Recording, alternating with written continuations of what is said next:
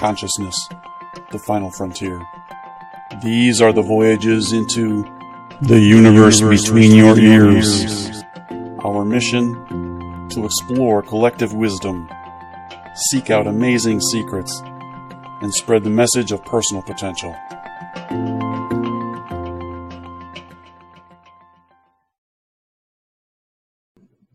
Hello and good afternoon, good evening, wherever you may be, all the ships at sea, whatever that was. I'm Tim Starr. I'm your host for The Universe Between Your Ears. I'm joined, as always, by my co-host, my co-pilot, Mr. Gabi Masheyev. Hello to everyone. Thank you, Tim. It's great to be here again. Thank you. Good to have you. We have another Tim joining us today, a gentleman by the name of Tim Glowacki. He loves to do two things every day: laugh and think. I already love this guy for three reasons now. He claims that these things, combined with his spirituality, are his antidote to life's less than pleasant surprises. He describes himself as, one, a prosperity engineer and a professional storyteller, showing folks how to articulate their hope by pouring their life experiences into personal stories. And two, a thought provocateur, provoking thought about and questioning everything. He's got a science bachelor's in human biology from the University of South Carolina and a science master's in statistical analysis and management from Southern Wesleyan University. Tim is a proud disabled American veteran of the U.S. Navy, having been a naval aviator. And there's a lot more. I'm not going to read anymore.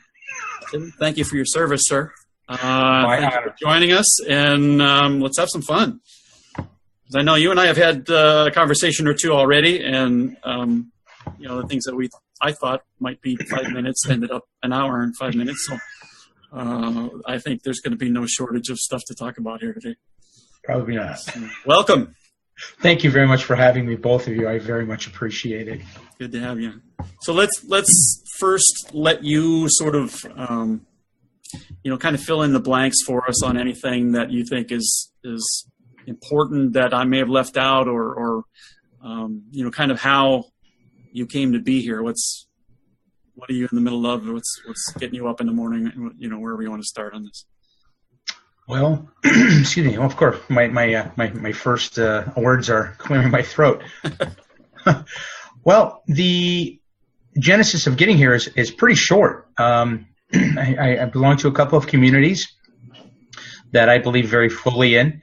And I asked the question, and some folks like you, Tim, and Gabby, by default, reached out to help me out with some questions that I had.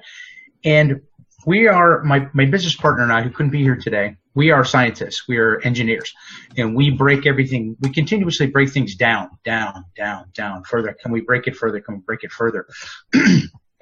Well, the interesting thing is that both of us are also salesmen. That conjures up a lot of different images for a lot of different people. Everything from the short sleeves to the used car salesman to the Poindexter, which I am, roaming around with a pocket protector, and that describes me very aptly. Describes my business partner very well. And in our sales careers, combined with science, we saw time after time after time people not very well being able to articulate four things: what they do, why they do it, who they do it for, and how what they do benefits that person.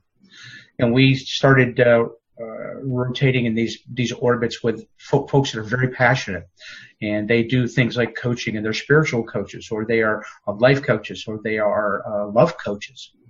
Wonderful people, but not having a way to articulate what they do. And we all need to make money. It doesn't matter what we're doing.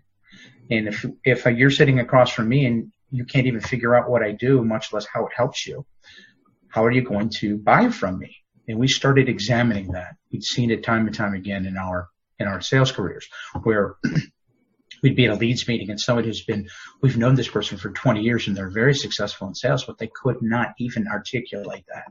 We decided to examine that. And through the examination and through the constant going over this and breaking it down, we have come up with a method to actually do this for folks. And it's very simple. It can be done in 30 minutes. And at the end of 30 minutes, you can do this. It's not impossible. It's not ethereal. And there is a method. There is a scientific method that this can be done with. And that's what brings me here today, because you reached out to me, and by default, Gabby did, and talked to me. Him a lot. I volunteer him for all kinds of things. Hey, and for the naval folks out there, they know what NAVY stands for. It stands for Never Again Volunteer Yourself. So there's always something to go back there then. But you were kind enough to step up in one of these communities and answer some of these questions for me, and that helped us, my business partner, to very much focus on this particular method that we've come up with, and it's laser focused now. So we thank everybody. We especially thank you, gentlemen. And that's why I got here. All right.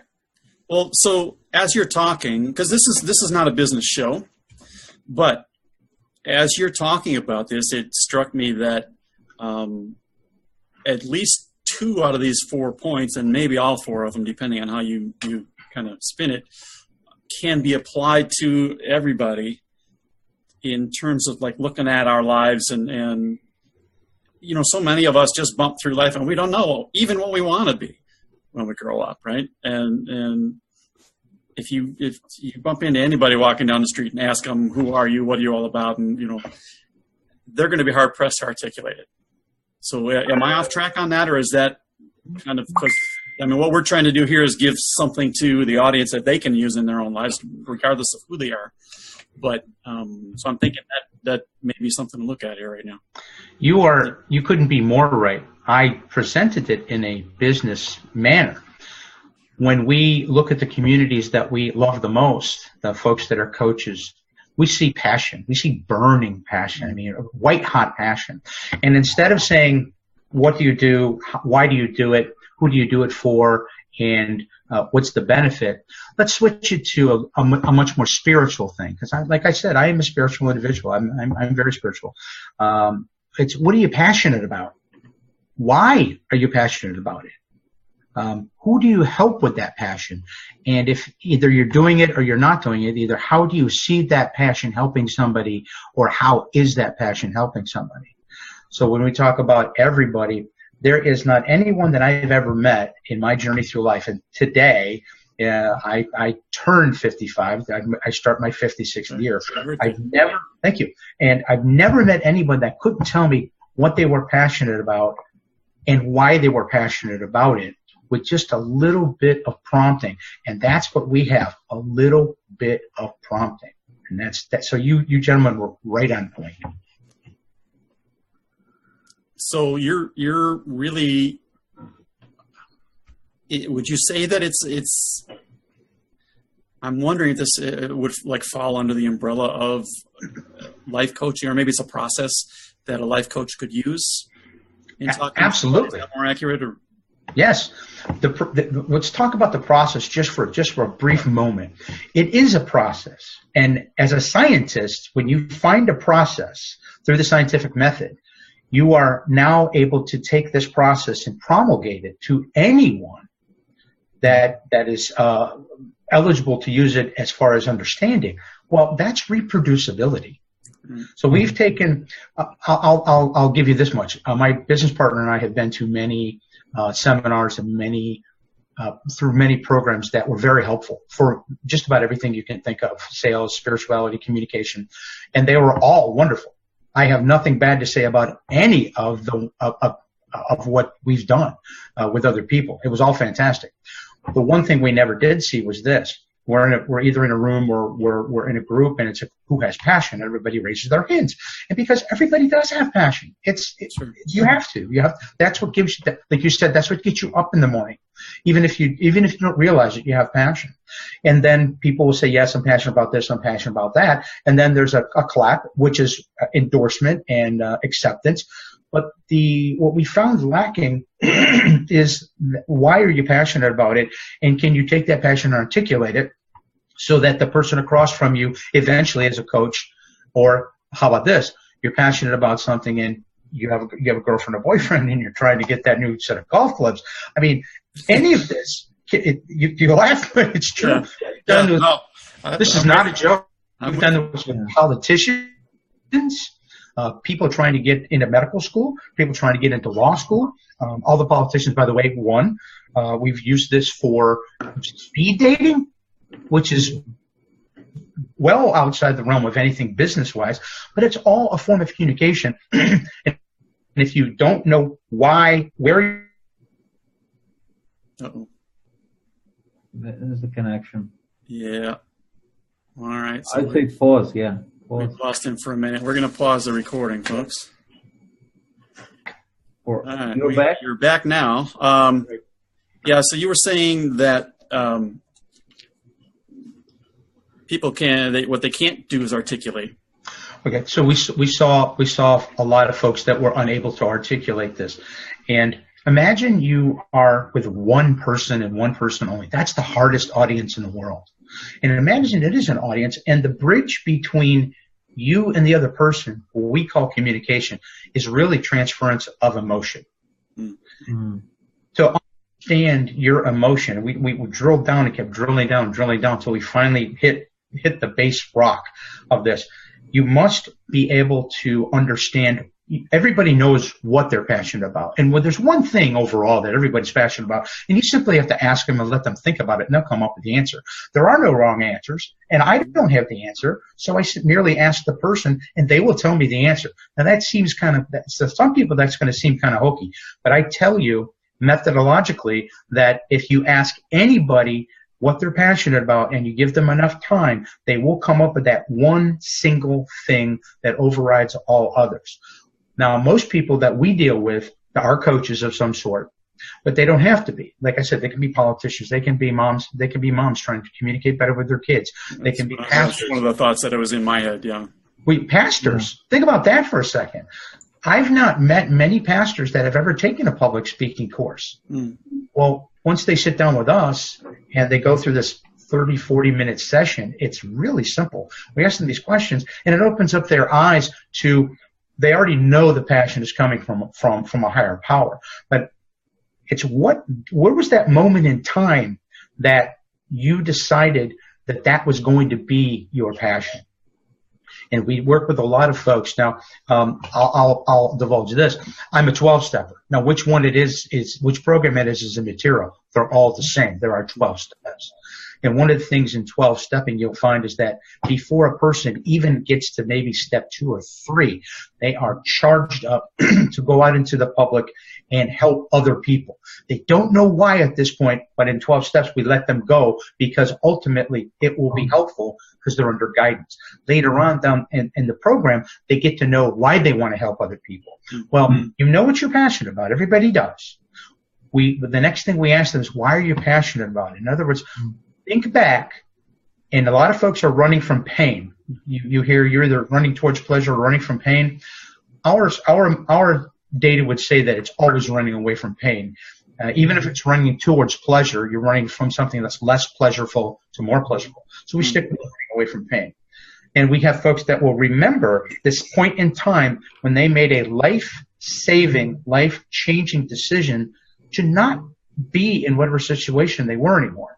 Well, in a 12-step program, you don't get quite there yet. We let them go help.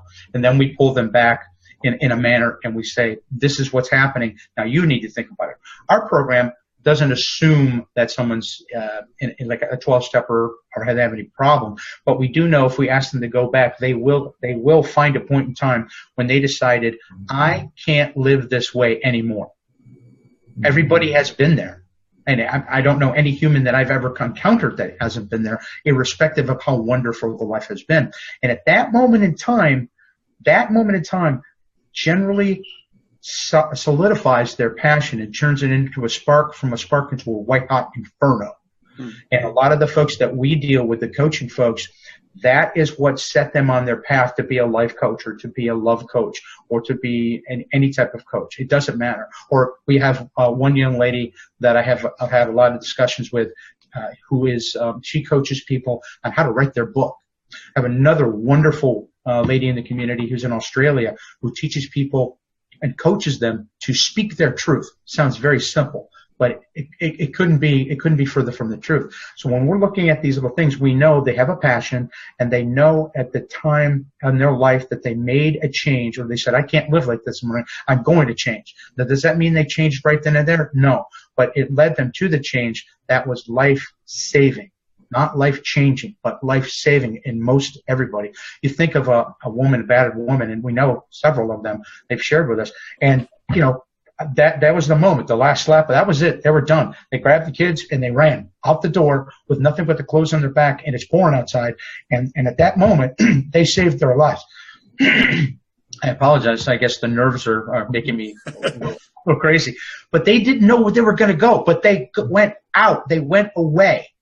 And that was the moment that, the one lady decided to be an advocate for women in that situation. Mm-hmm. She made a life-saving change. She saved herself and her children at that exact moment. Did she know what she was going to do? No, she had no idea. She just went. It's pouring outside. They're running down the street. They have no money, no nothing. And they made it. That is a theme it's the same story that I hear over and over and over again in that scenario with mm-hmm. the battered wife situation. It's never somebody put up with it, finally said I've had enough, and took $50,000 worth of life savings. It's always the same thing. They went out the door in the moment, dragging the kids out, and nothing, not a dime in their pocket. It always seemed to be the same story. It is the same story. I want to address this fact.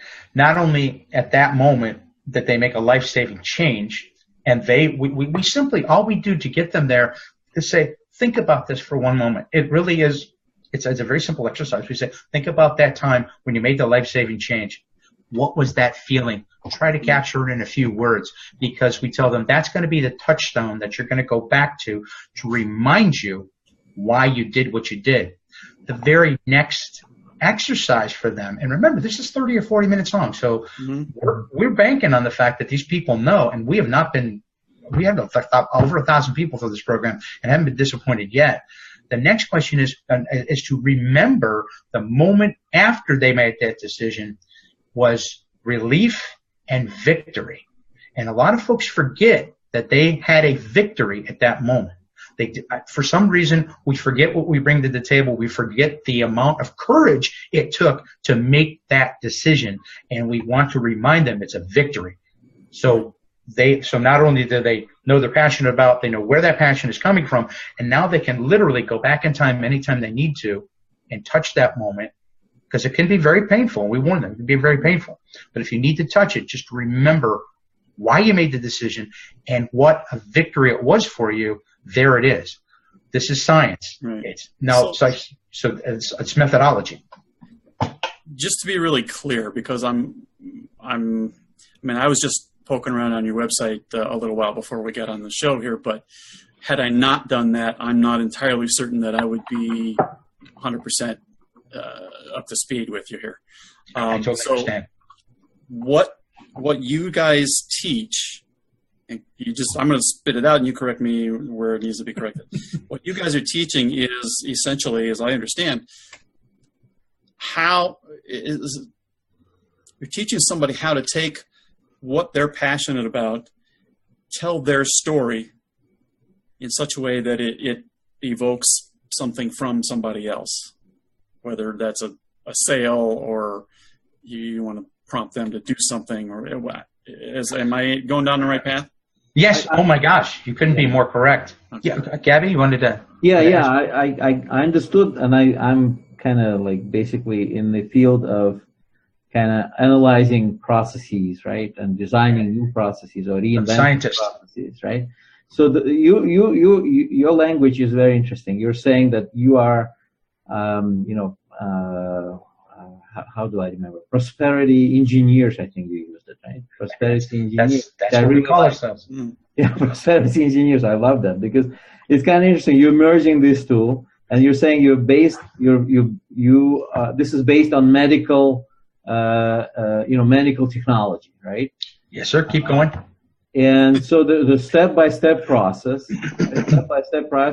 and the process is designed to clarify your passion. And that's where it all begins. I mean, look at this. We have people who don't know what their passions are, right? So you need to first have that clarity. That's where it begins. I mean, I know your first 4 questions, they can already assume, right? Well, I guess the first one is, what do you want, right? That was your first question. The first one is either on a business aspect, it's what do I do? And then in a spirituality type of setting, it would be, what am I passionate about? What are you passionate about? And this to me is like, especially right now when people are really sometimes lost because they don't see the purpose to all this commotion that's happening, right? It's like, why am I here? What am I doing? You know, we call it noise. Yeah, they start on one thing. It kind of felt exciting for some time, then they lose it. After these kinds of repetitions, like maybe a few times around, you're thinking, I really need clarity what I'm doing and get focused on this, right? Because many people are like, I see men reaching their 40, and this is the well-known midlife crisis because they're starting reevaluating their path. Yes, I've been there too. Not so bad, but you're lucky. He's lucky. I've been there twice, and his wife had a different experience of that. She said it was terrible. I'll tell you, everybody was laughing at me because for some reason I decided that I wanted to ride a motorcycle, and so I went and I took a test. I took the whole course, and I passed the driving, motorcycle riding test. And now, I could do it. I took a couple of trips to Palm Beach. It was great, a great feeling. And then in a few months, I was like, I'm not interested in this anymore. And I was like, oh my God, that's what they were telling me about midlife crisis or whatever. So this clarity, right? And then now you're careful about the next thing that you're getting excited about. Well, what is this? Is this a temporary thing, or is this, right? What is your calling? How do you find it? And does your process clarify that?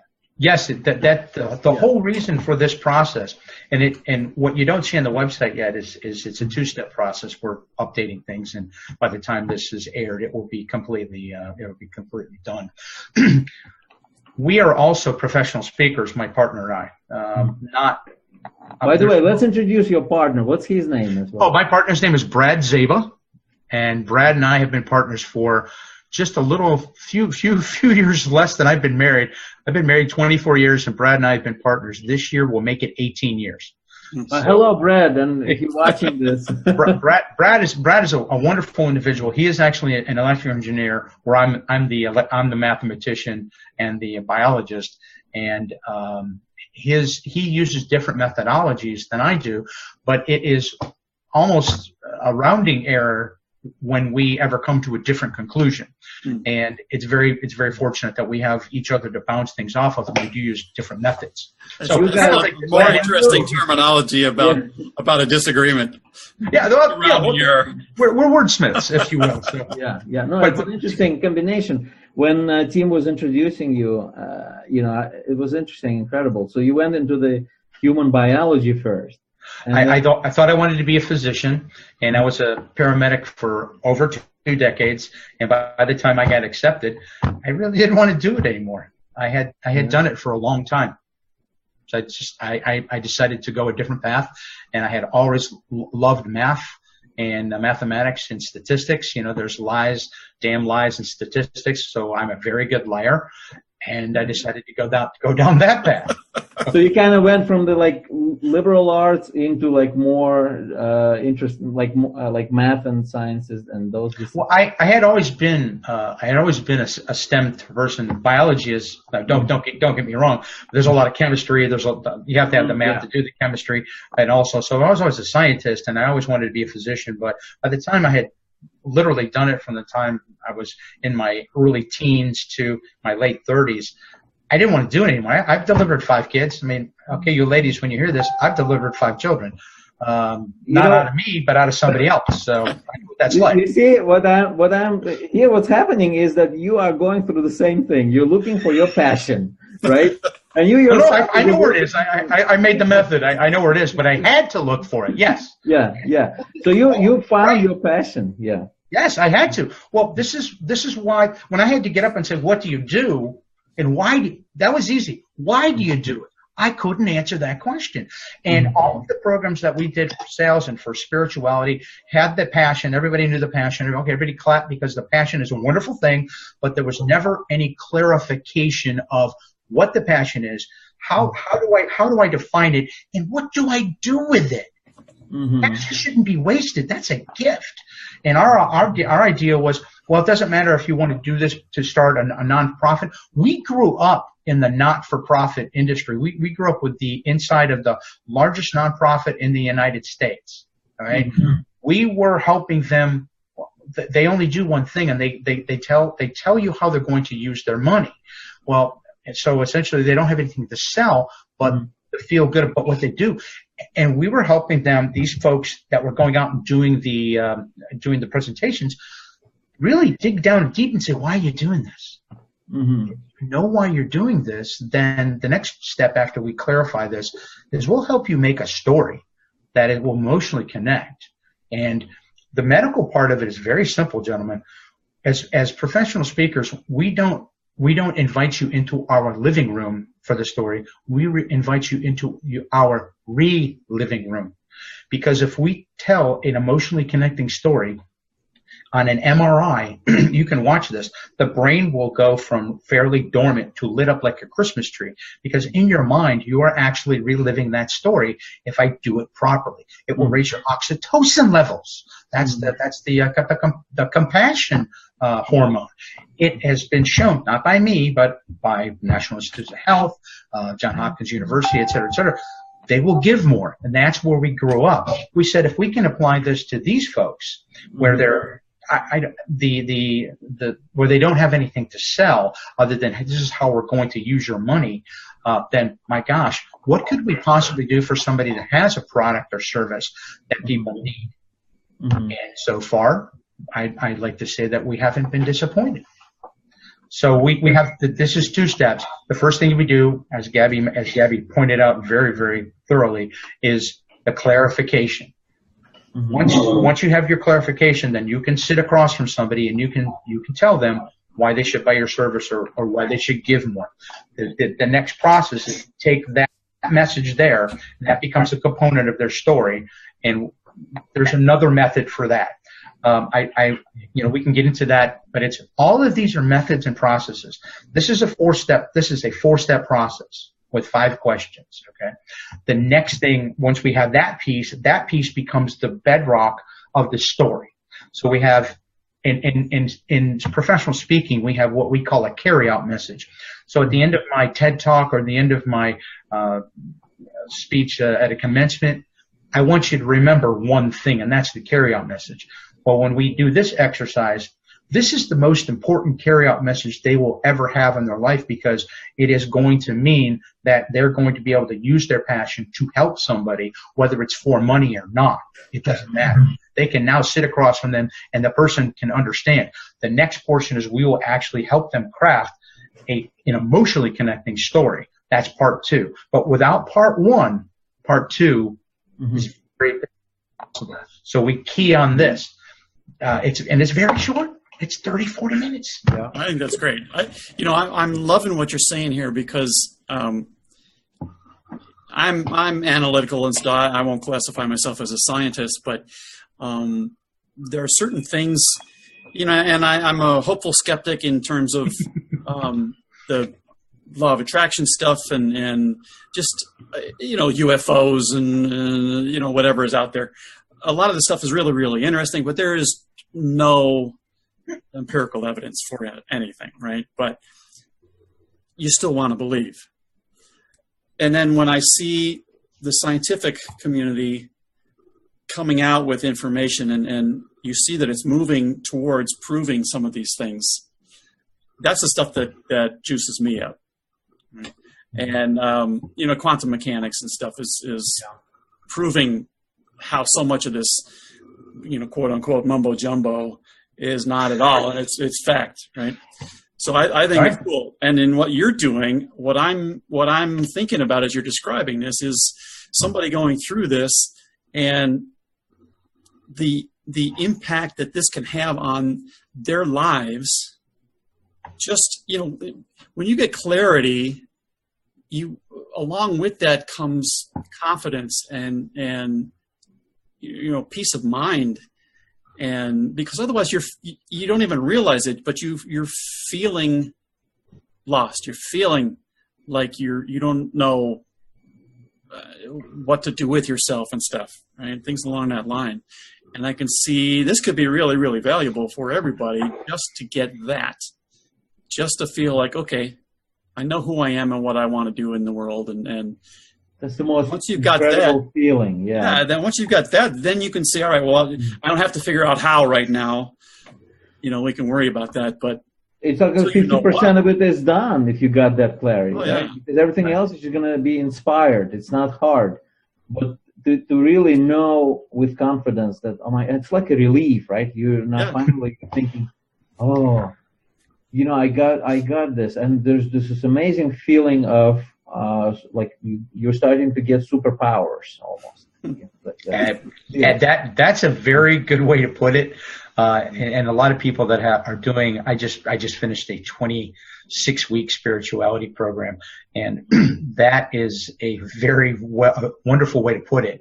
And I would simply say this: the speaking portion as professional speakers, it's very interesting. There are a lot of amateurs use tricks. Professionals use techniques. So everything that I do now is a technique. It's not a trick anymore. But one thing we know is this: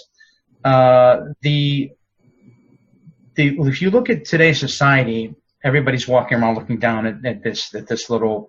I call it a Google machine. I won't even call it a phone anymore. That's your Google machine. And we look at that and say, you have 7 seconds. That's not me talking. That's every ad agency I know on the planet, especially the biggest one of them all, Google. You have 7 seconds, and in 7 seconds, then you're going to suffer from what Gabby mentioned, which is shiny object syndrome. Ooh, look at that! Ooh, look at that! Ooh, fluffy dog! Ooh, look, atomic explosion! Ooh, look, a mouse! And while you're being burned to a crisp. Well, we actually in our program tell people you have 7 seconds to get your point across. Can you do it? And it's not quite that blunt. But we tell them you have 7 seconds before they want another serotonin hit. Yeah. Whether it's your phone going. See, I'm just a crabby old gentleman. I don't really care about that. I don't. Am I on Facebook? Get off my lawn. That's me. I'm a curmudgeon. Exactly. Get off my lawn. Do I care? Do I need the serotonin hit? No. I mean, I was a naval aviator. If people say, why do you drive that crappy 2004 Ford Focus? I said, well, it gets me where I want to go. It fits my fanny, and if your car doesn't go 600 miles an hour straight down and do 2 barrel rolls a second, I've been there, done that. We are, those of us that are the get off your lawn type of folks, we're the exception to the rule. We're the dinosaurs. We're being phased out. And whether I want to accept it or not, I better. And if you don't know this, you're going to lose a lot of opportunities in whatever realm you're sitting in, whether it's spiritual, whether it's business, whether it's financial. It doesn't matter. That's the way of the world. So take the facts and embrace them. That's an important point. What a lot of people resist, and it's because it's happening faster and faster and faster, right? Yes. But everything is always changing, and it always has been changing. But today we see it so much easier. And it's incumbent upon us, if we want to be happy, to accept that things are going to change on us, whether we like it or not. And it's just that's the only constant. We got to deal with it. Yeah. That's Tim. That's the only constant in our lives, other than we shall someday reach another plane, is change. The only constant is change. That's it. Everything else. Yep, it's just a matter of pace. Correct. You can see it or you can't. So if we keep talking, the pyramids are crumbling. We just don't see it because it's too slow. So if we tell someone ahead of time, you have to get that clarity. And I'll say this: I've taken a number of seminars and a number of full-blown courses. that were very expensive, that were wonderful. I mean, wonderful. They were good. One point that was, I don't want to say glossed over, it was neglected. Hi, this is Tim Starr. Thanks for joining me and Gabi on the universe between your ears. We really appreciate you taking the time to hang out with us for a little while.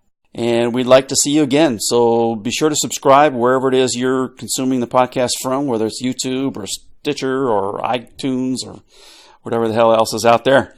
We want to see you again. We also want to hear from you.